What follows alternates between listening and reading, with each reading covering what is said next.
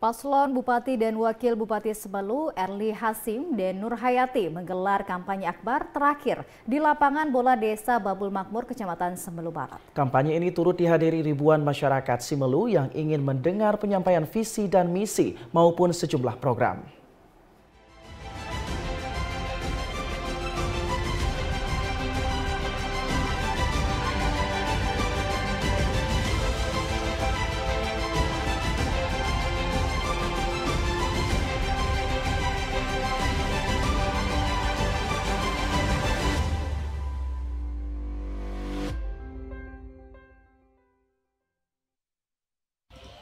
Pasangan calon bupati dan wakil bupati nomor urut 3, Erli Hasyim dan Nur Hayati, menggelar kegiatan kampanye akbar terakhir yang berlangsung di lapangan bola kaki, Desa Babul Makmur, Kecamatan Semelu Barat.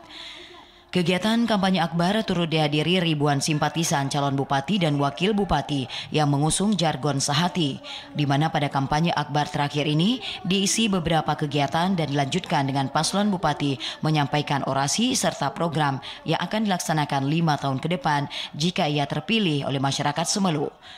Calon Bupati Semelu nomor urut 3, Erli Hasyim, menyampaikan kegiatan kampanye akbar yang dilaksanakan ini selain untuk memaparkan sejumlah program juga sebagai sarana bagi masyarakat agar lebih mengenal calon pemimpin yang akan dipilihnya.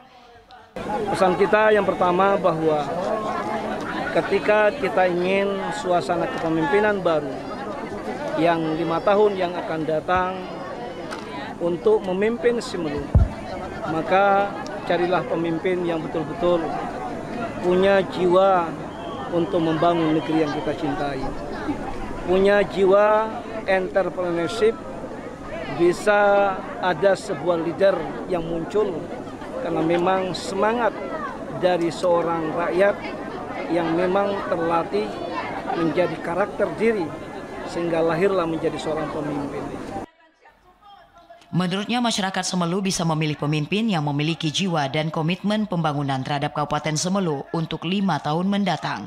Juga masyarakat harus dapat memahami mengenai visi maupun misi dari paslon bupati dan wakil bupati. Dari Kabupaten Semelu, Al Asab, TVRI Aceh melaporkan.